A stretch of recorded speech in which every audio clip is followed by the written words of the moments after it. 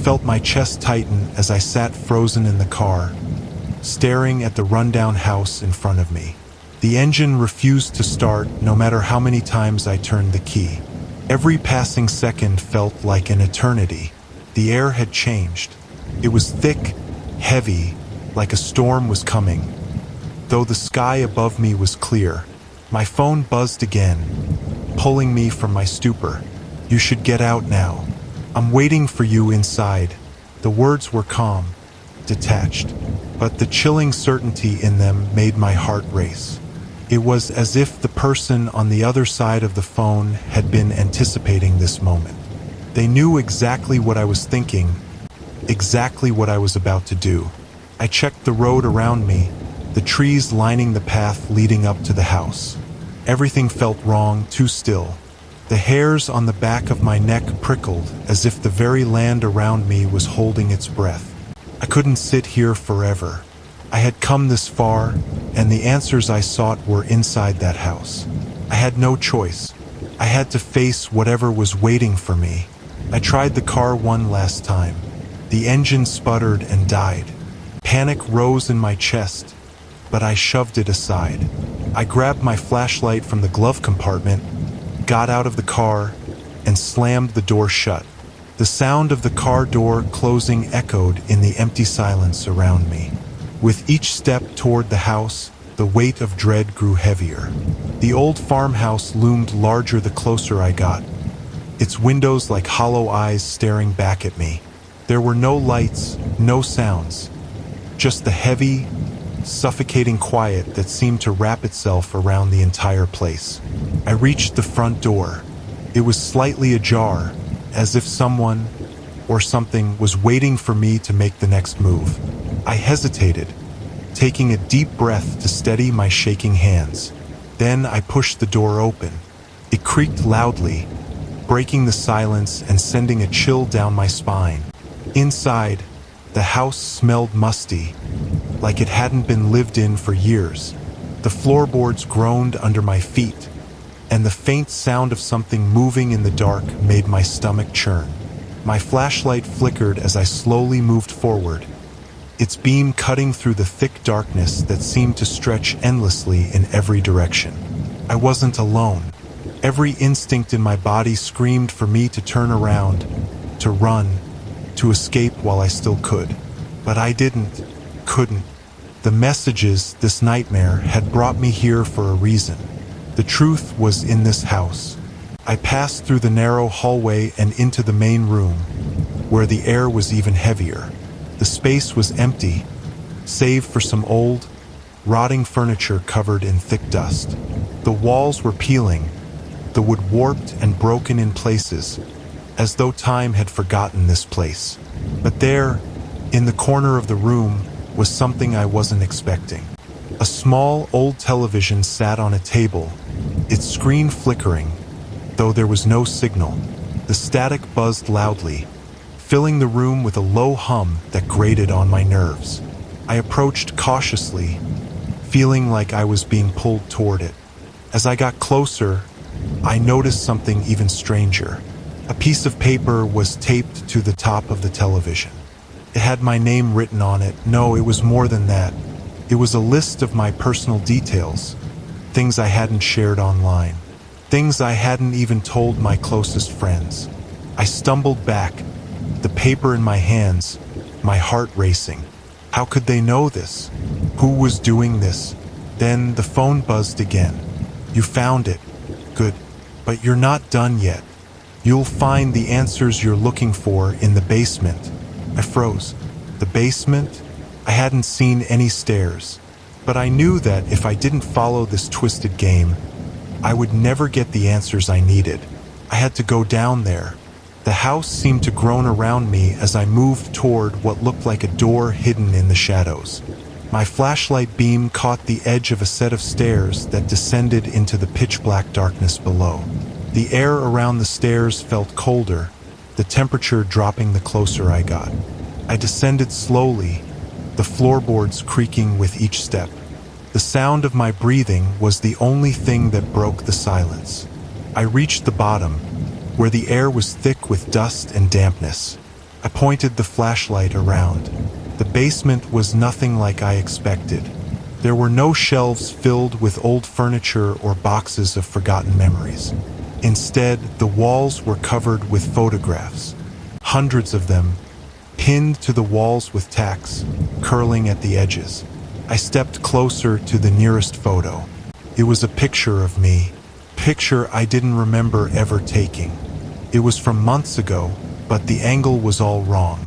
The lighting was off, and the expression on my face looked strange, like I wasn't entirely in control of my own body.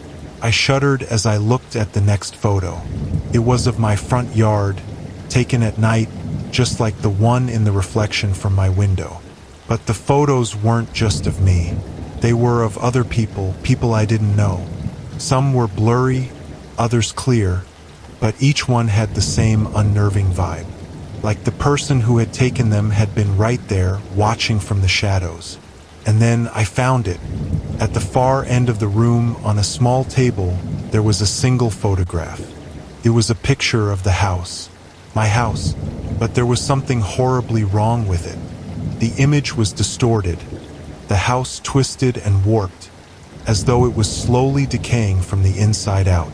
The words written on the back of the photo were simple, but they made my blood run cold. "It's not over yet." A sound behind me made me freeze. I whipped around, but the basement was empty. Nothing but shadows and the distant hum of the broken TV upstairs. And then my phone buzzed again. "I'm right behind you." I didn't turn around. Couldn't. My mind raced, my heart pounding as I stumbled backward, my hand fumbling for the door. But before I could reach it, the light from my phone flickered and went out. The basement was plunged into darkness. I couldn't see anything now. The flashlight had failed, leaving me in absolute darkness. I fumbled for my phone, but it slipped from my hand, clattering onto the cold concrete floor. I heard the sound again, the faintest creak of the floor behind me, and then something else, a whisper, not in my ears but in my mind, a low, almost imperceptible voice, like it was coming from the very walls of the basement, spoke my name. "You shouldn't have come here." I turned in the direction of the voice, panic rising in my chest. But I couldn't see anything. The darkness swallowed me whole, and for the first time in this twisted nightmare, I felt like I was truly alone. Couldn't breathe. I was paralyzed, caught between fear and the desperate need to understand what was happening. Every instinct screamed at me to run, to escape this house before whatever it was behind me got closer. But my feet refused to move. The figures in the basement, they were everywhere now. At least 10 of them, standing motionless in the darkness. They didn't make a sound. They didn't even move. They just stared. I couldn't make out their faces. It was as if the darkness itself had consumed them, leaving nothing but shadows. My eyes darted around the room, searching for any sign of movement. My phone buzzed again in my pocket, the vibration sharp and loud in the heavy silence. I didn't dare look at it. I knew that whatever it was, whatever I was about to see, would be the final piece of this nightmare. I took a step back, my legs unsteady. I bumped into something behind me, and I whirled around, my heart leaping into my throat. But there was nothing, nothing but the empty basement. "I know who you are." The voice, soft but chilling, came from one of the figures. It was impossible to tell which one. They all stood perfectly still, like mannequins, but their presence suffocated me, made the air feel thick and suffocating. The voice came again, this time louder. "I know what you've been looking for. You can't hide from me. Not anymore."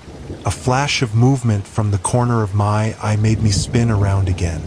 One of the figures had moved closer. I couldn't tell if it was walking or floating. It didn't matter. It was here, right in front of me, its face now visible. I froze. It wasn't a face at all. Just darkness, swirling, like the emptiness of a void. The shape was human, but everything about it felt wrong, too smooth, too perfect, like it was made of nothing but shadows. The figure raised its hand, and for a brief moment, I could see a flicker of something on its palm. My heart stopped. A phone. My phone. The figure was holding my phone, the one I had been using to communicate with this nightmare all along. The one that had kept me tethered to this house. The one that had led me here. "You've been asking the wrong questions," the voice echoed in my mind. I felt its cold fingers touch my thoughts, seeping into the darkest corners of my memories. I saw flashes of images. My childhood, my family, moments from my life that I had long forgotten. But none of them felt real anymore. They felt like lies. The truth isn't what you think it is. I stumbled backward, my breath coming in ragged gasps. The darkness pressed in, closing around me. I needed to get out of here. I had to escape. But the phone buzzed again. Look at the picture. I couldn't bring myself to touch it, but I couldn't resist either.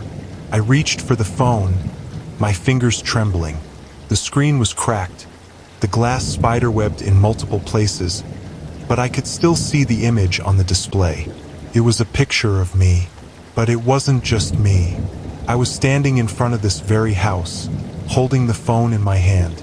It was taken just moments ago, except I hadn't taken it. I hadn't even seen anyone around me when I entered the basement. And yet, there it was. "You're not the first to come here. You won't be the last." The words on the screen shifted, as if the phone itself was changing, rewriting the reality in front of me. I looked up, my pulse racing. The figure in front of me was no longer still. It was moving, slowly, deliberately, its shadowy hands reaching out toward me. "You're part of this now," it whispered, its voice like a cold wind rustling through dead leaves. "You will always be part of it." I felt a hand close around my wrist, ice cold, unyielding. I tried to pull away, but it only tightened its grip. The room seemed to spin around me, the walls closing in, the shadows growing taller, darker, as if they were alive. I couldn't escape.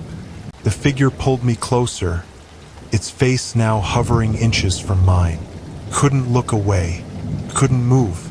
Its empty eyes stared into mine, and for a moment, everything went still.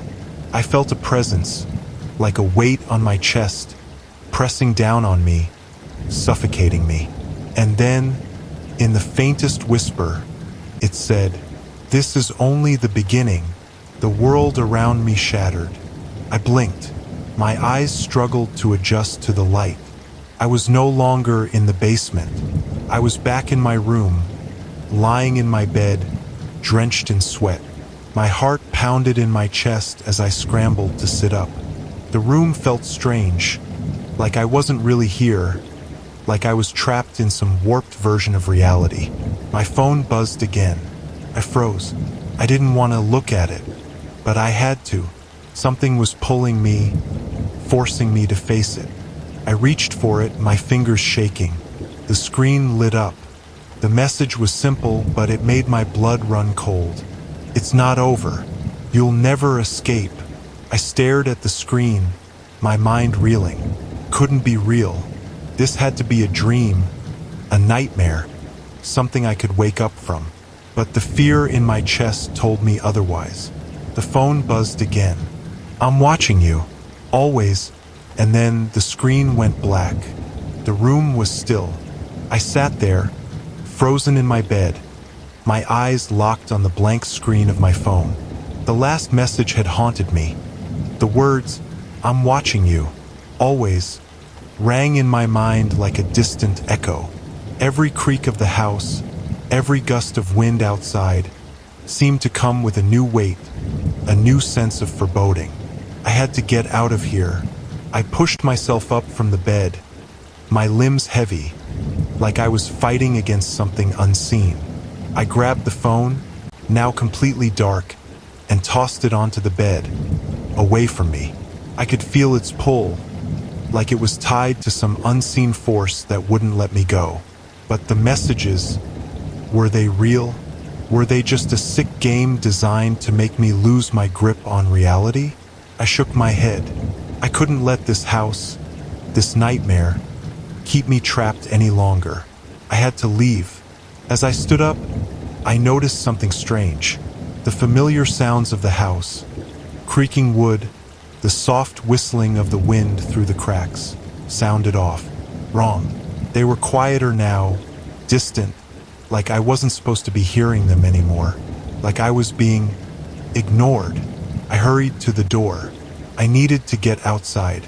The air, fresh and cold, felt like freedom. I grabbed the handle, my heart pounding as I twisted it open, and there it was, a figure standing at the end of the hallway. I froze.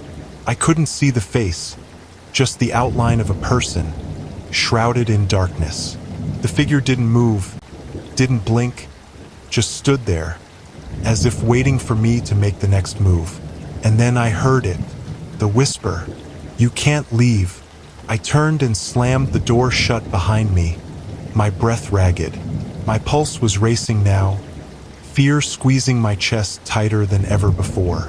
I was trapped in this house, trapped in this nightmare. I stumbled toward the stairs, my mind racing, trying to find any possible way out. And then, through the panic, something caught my eye. On the floor, in the corner of the hallway, was a small piece of paper, crumpled and yellowed with age. My heart skipped a beat. I bent down to pick it up, my hand trembling. Unfolding the paper, I could feel the weight of the moment pressing down on me. The message on it was brief, but it made everything in my head stop. "It's not a game. You're the one who's been chosen." I didn't have time to process it. I heard footsteps behind me, slow and deliberate, moving closer, always closer. I knew it was too late. The end game had already begun. I ran. I bolted down the stairs, my feet barely touching the ground as I flew through the house, passing by rooms that had once seemed so familiar, yet now felt alien. My mind raced, desperate to find an exit, but the house stretched on, longer than it should have. There were more rooms now, more hallways, doors that opened into endless nothingness. I didn't know where I was anymore, and then I reached it, the front door. The light from the outside poured through the cracks, a sliver of freedom. I grabbed the handle, yanked, but it wouldn't budge. I slammed my shoulder against it, and still nothing. It was locked. I turned around, panic flooding my veins. The shadows had grown deeper, darker, as if they were alive, closing in on me. The house itself seemed to be alive now, breathing, pulsing, as if it had a mind of its own. The whispering grew louder. "You'll never leave." I ran to the windows, pounding on them, screaming for help, but the glass was thick, unyielding. The outside world seemed so far away, so unreachable. I was alone. I backed away from the windows, my chest heaving, and that's when I saw it. A figure standing in the doorway. An older man, his face gaunt and pale, his eyes empty, hollow. He didn't speak, but the look in his eyes made it clear. He had been here before. He was the one who had started all of this. The man raised his hand slowly, as if beckoning me to come closer. His lips parted. "You're the one who has to finish it." I didn't understand. I didn't want to understand. My mind screamed for me to run, to get out of there before it was too late. But I couldn't. I was stuck, held in place by the weight of my own fear, and whatever it was that had been waiting for me all along. The man took a step forward, his presence filling the room like a suffocating cloud. I backed up, but there was nowhere to go. No escape, just the endless walls of the house closing in. And then, I remembered something. The Snapchat messages, the photos, the phone, the dark figures in the basement. They weren't just haunting me. They were trying to warn me, The man, he wasn't just some stranger.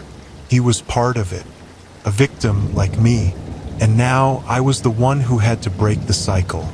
I grabbed the phone from the bed, the cold weight of it in my hands feeling like a final choice. I had to make it stop. I raised the phone, the screen lighting up in my hands, and opened the camera. I had to take the picture. I had to finish it.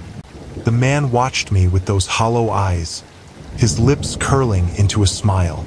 But the smile wasn't friendly. It was predatory, like he knew I would do it. I snapped the picture, and everything stopped. I woke up in my own bed, the sunlight filtering through the curtains. I could hear birds outside, the normal sounds of a peaceful morning. It was over. For the first time in what felt like forever, the weight of fear was gone. The house, the figures, the messages, they were all gone. There was no trace of the nightmare that had consumed me for so long. But as I sat up, I glanced at my phone, still resting on the bed beside me. It buzzed. I hesitated, dread creeping back into my veins. I picked it up slowly. The screen flickered, then a new message appeared. You think it's over, but it's never over. You'll be back. The screen went dark. The phone died, and I knew, deep down, that the horror wasn't over. It had only just begun. But at least for now, I was free.